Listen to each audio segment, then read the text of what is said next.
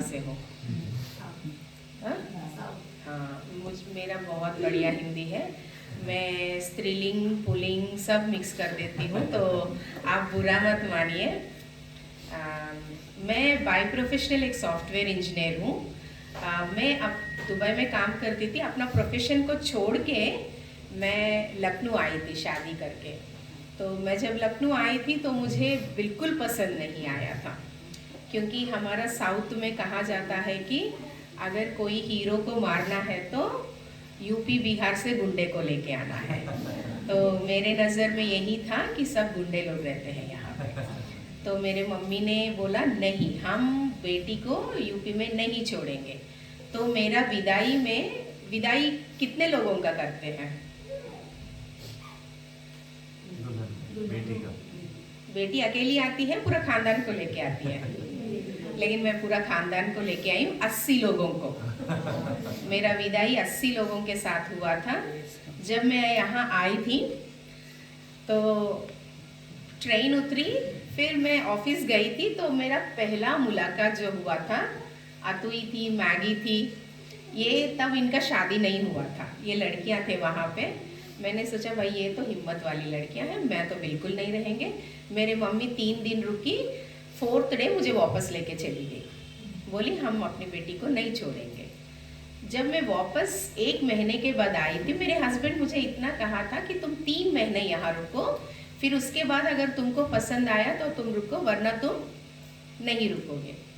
तो वो 3 महीना मैंने यहाँ पे जो बिताया था, मेरे समय जो था, पूरा बेस के लड़के लोग होते थे। तब किसी का शादी नहीं हुआ था, उसमें हम लोग पूरा 15 लड़के लोग थे और अकेली मैं भाभी थी उस ग्रुप में। तो हम लोग सब एक साथ खाना खाते थे और हर संडे को मेरे घर में खाना बनता था और ये लोग आ जाते थे रात को 10 बजे 11 बजे चिकन लेके, और मुझे बोलते थे, अब मेरा छोटा सा बेटा था 1 साल का, बोलते थे भाभी हम इसको संभालेंगे, तुम उठो और खाना बनाओ। और मैं रात को 12 बजे, मुझे इतना लगता था कि कौन उठ के बनाएगा, लेकिन हमारा प्यार इतना था, जो शारीरिक प्यार नहीं था हम लोगों का, आत्मिक जो प्रेम था, उसके नाते हम सब लोग खड़े, हम लोग होते थे, बनाते थे और खूब गाना गाते थे और इतना प्रभु का महिमा करते थे कि मैं, तब मेरा प्यार शुरू हुआ था लखनऊ वालों से। मैं आज इतना प्यार करती हूँ लखनऊ से कि मैं खुद घर भी बना लिया है, और मेरी मम्मी हमेशा फ़ोन करती है, मैं बोला हैदराबाद बहुत बेकार है, लखनऊ बहुत बढ़िया है। मतलब मैं यहाँ आके प्यार का अर्थ सीखा था, जहाँ पे मैंने सोचा था कि प्यार ही नहीं है। तो हमारा सफ़र जब शुरू हुआ था, मेरे हस्बैंड बहुत ट्रैवल करते थे, महीने में 15-20 दिन वो ट्रेन में ही सोते थे।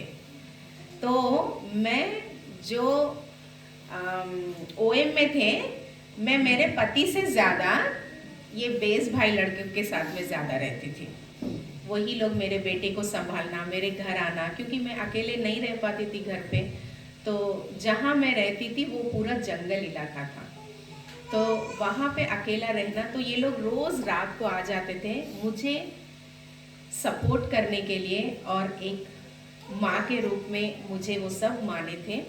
और आज भी कहने के लिए भाभी कहते हैं, लेकिन मुझे बुलाते हैं माँ शब्द करके ही। तो मैं वो 15 लड़कों की माँ हूँ। मैं भले ही मैं एक ही बच्चे को जन्म दिया था, लेकिन वो 15 बच्चे मेरे ही बच्चे थे। तो मैं जब इनके साथ ये सफ़र में कर रही थी, तो मैं जब 6 साल की थी, तब प्रभु के दास ने मुझे एक प्रोफेसी किया था कि आप शारा बनोगे। शारा कौन है? है ना, उनको हम क्या कहते हैं? Mother of nation. तो वो शब्द मैं सुना, मुझे लगा भाई मैं इतने बच्चों को तो पैदा नहीं कर पाऊंगी। तो मैंने मेरे हस्बैंड को बोला था कि भाई तुम दूसरा शादी कर लो और तुम खूब बच्चे पैदा करो, लेकिन पहले वाली तो मैं ही रहूँगी। लेकिन मुझे ये अर्थ नहीं पता था कि मदर फॉर नेशन क्या है। तो तब मुझे, जब ये लड़के लोग मुझे माँ बुला रहे थे, तब मुझे वो प्रोफेसी याद आया था कि प्रभु ने कैसे मुझे एक माँ बनाया है। छोटे छोटे बच्चों का माँ नहीं हूँ मैं, इतने बड़े बड़े बच्चों की माँ हूँ। मैं जब काउंसलिंग करती हूँ तो मेरे पास इतने बूढ़े लोग भी आते हैं, वो भी मुझे माँ कह के बुलाते हैं। वो शब्द इतना अच्छा लगता है कि प्रभु जैसे हमारे लिए अपना जान दिया है, हमको सुरक्षित रखा है। आज हम लोग यहाँ पे हैं प्रभु की दया से। तो मैं एक घटना बताना चाहती हूँ। मैं बहुत बोलती हूँ क्योंकि आई एम ए काउंसलर। मुझे समय मिलेगा तो बिल्कुल मेरा गवाहियों का फुल स्टॉप ही नहीं होता है। मैं जब 19 इयर्स की थी, आई लॉस्ट माई फादर। मेरे पापा मृत्यु हो गए थे, एग्जैक्टली जीतू भाई की जैसा। आखिरी जैसे जीतू भाई ने अपने बच्चों को देखते हुए आँख बंद किया, वैसे ही मेरे पापा मुझे देखते हुए अपने आँख को बंद किया है। और उनका आखिरी शब्द था कि अम्मा को ध्यान से रखना। मेरे पापा भी मुझे अम्मा ही बुलाते हैं क्योंकि मेरा नाम मेरा दादी का नाम है। मैं जब जीतू को देख रही थी, मैं सिर्फ मेरे पापा को देख रही थी उसमें। और मैं सबसे डरपोक इंसान थी जो डेड बॉडी को देख के डर जाती हूँ। लेकिन जब मेरे पापा का डेथ हुआ था, मतलब अगर किसी का लाश भी सामने आते हैं तो हम लोग तुरंत साइड हो जाते हैं ना। बहुत सारे लोग हो जाते हैं, तुरंत सोचते और ऐसे ऐसे करते, कुछ तो करते हैं। तो मैं भी जब तक मेरे पापा का मैंने नहीं देखा था, मुझे बहुत डर रहता था। और कोई भी लाश आता तो मैं तुरंत घूम के चली जाती थी। और घर जाने के बाद हल्दी के पानी से हाथ धुलेंगे, पैर धुलेंगे, क्योंकि ये एक कल्चर है साउथ में कि लाश को देखने से ये सब करना पड़ता है। तो फिर मेरे पापा को मैंने हक करके 1.5 डे में बैठी थी मेरे पापा के साथ, क्योंकि बहुत सारे रिश्तेदार आना चाहिए था। तब से मेरा डर चला गया था। और मैं जब किसी को देखती हूँ जो परमेश्वर में सोया हुआ है, मैं उनको किस करती हूँ, क्योंकि वो कहाँ पे गया है? परमेश्वर के पास गया है, स्वर्ग में है। शायद परमेश्वर भी यहीं पे जीतू भाई को किस करके अंदर लिया होगा ना। मैं कितना धन्य हूँ, जहाँ पे मैंने किस किया था वहीं पे परमेश्वर भी किस करेंगे। लेकिन बहुत सारे लोग ऐसे हैं कि अभी भी डरते हैं। मृत्यु से तो नहीं डरना है। क्यों नहीं डरना है मैं बताती हूँ। मैं जब डैडी का डेथ हो गया था, मेरा पापा का लाश पड़ा था, तो मैं अंदर चली गई थी। कितने लोग चूड़ी पहनते हैं? एक बार दिखा देंगे? सब पहनते हैं ना। मिट्टी का चूड़ी कितने लोग पहनते हैं? मिट्टी का चूड़ी पहनते हैं ना हम लोग, जो कांच का चूड़ी। तो मैं जब गई थी, वो चूड़ी पूरा पाउडर कर दिया। मैं साउथ की हूँ तो मैं इतना चूड़ी पहनती हूँ, पूरा सज धज के जाती थी। मेरे कॉलेज वाले बोलते थे कि दुल्हन आ गई। कॉलेज में मुझे यही शब्द यूज करते थे। तो मैं वो पाउडर पूरा खा ली। बहुत टेस्टी था, इतना टेस्टी था कि मुझे बहुत पसंद आ गया। वो कैसा था कि मूंग दाल का हलवा मुंह में रखते ही पिघल गया। सही है? गलत है। ये कभी कोई नहीं करना चाहिए, क्योंकि मैं इतना डिप्रेशन में चली गई थी कि मेरा जिंदगी में मेरे पापा के सिवा कोई नहीं था, सोचा मैंने। लेकिन मेरे पापा को लेने की वजह से मैं परमेश्वर की तरफ देखा और परमेश्वर की और करीब हो गई थी। मैं वो गलती मैंने किया था मेरे जिंदगी में कि प्रभु ने मुझे ये सिखाया था कि तुम मेरे ऊपर भरोसा करोगे तो तुम्हारा जिंदगी कैसा होगा। अगर उस दिन मैं वो चूड़ी खा के मर जाती, आज मैं आप लोगों के सामने खड़ी ना होती और मैं कहाँ रहती? नरक में रहती। लेकिन परमेश्वर का योजना यही नहीं था कि हम लोग नरक जाए, लेकिन परमेश्वर का योजना ये था कि हम अपने साथ साथ कुछ लोगों को भी प्रभु के पास लेके जाए। इसीलिए परमेश्वर ने उस दिन मुझे जीवित रखा था ताकि मैं कुछ और लोगों को लेके प्रभु के पास जाऊं। मैंने दुनिया में क्या कमाया, दुनिया में कितना बंगला बनाया, पैसा कमाया, ये सब प्रभु को जरूरी नहीं है। प्रभु को सिर्फ ये मतलब है कि आप कितने आत्मा को मेरे पास लेके आओगे। तो मेरा डर वहाँ पे ख़त्म हुआ था। जब मैं लखनऊ आई थी, मैं ये भाई लोगों के साथ ही जाती थी, पिकनिक पे जाना, कहीं पे भी जाना, सब डांटते थे कि ये पति से कम ये लड़कों से ज़्यादा रहती है। सब सोचते थे मैं भी जवान हूँ उस टाइम पे, अभी बूढ़ी हो गई हूँ, नहीं जवान हूँ ना, ठीक है। तो जवान हूँ मैं, जवान बच्चों के साथ जा रही हूँ, तो मैं भी बहुत मुश्किलें फेस किया था। बहुत सारे लोग मुझे गलत बोला था, लेकिन हमारा प्यार जो था एक दूसरे के बीच में, वो कभी नहीं पलटा था।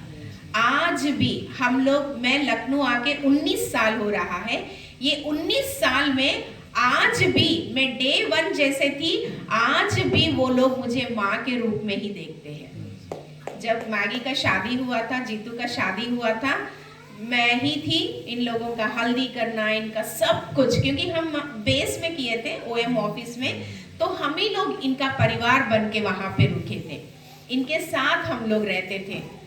तो जब इनका शादी हुआ था तो हमको इतना खुश लगा था।